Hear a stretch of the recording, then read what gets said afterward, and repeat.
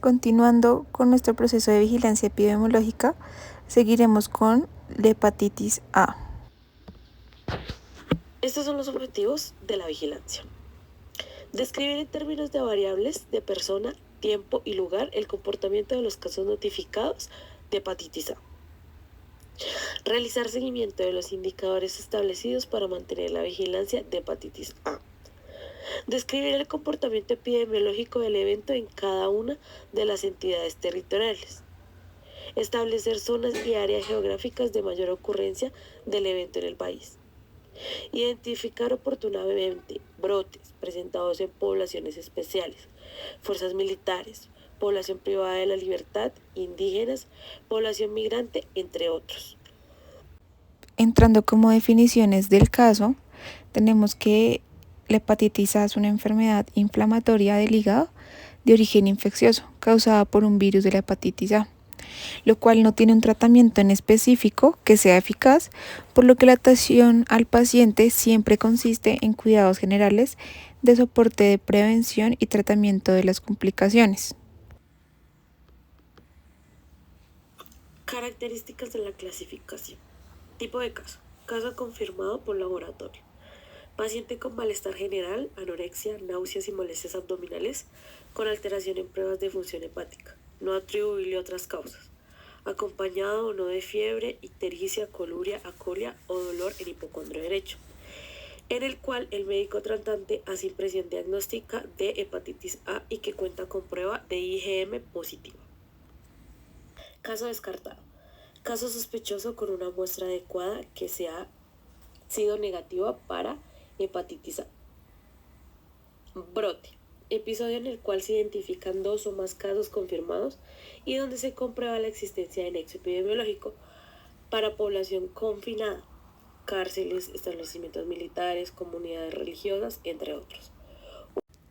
Para las fuentes de procesamiento de datos, tenemos que existen 2 fuentes de información para la información sobre la hepatitis A.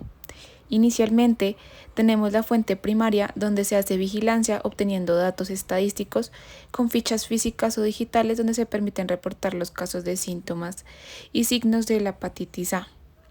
Luego tenemos fuentes secundarias donde un conjunto de datos que recoleccionan hechos o fenómenos nos permite evaluar los casos de hepatitis A. Estas fuentes corresponden a los registros individuales de prestación de servicios de salud. También tenemos las historias clínicas, registros de defunción tomados por el único de afiliados y tenemos los registros de pruebas de laboratorios tomados por SIS-muestras.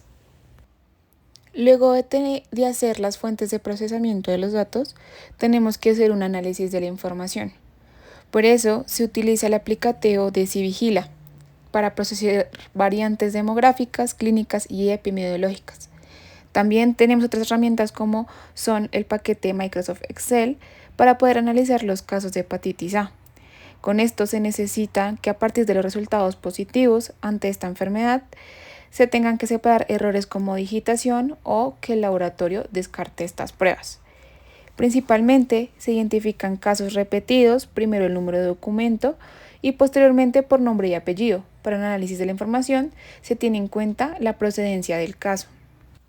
Además, es importante tener en cuenta que se pueden hacer análisis rutinarios y algunos de comportamientos inusuales para poder identificar que estén presentes o no estos casos y se pueda dar alerta respecto a las frecuencias y proporciones que genera el comportamiento de dicha enfermedad.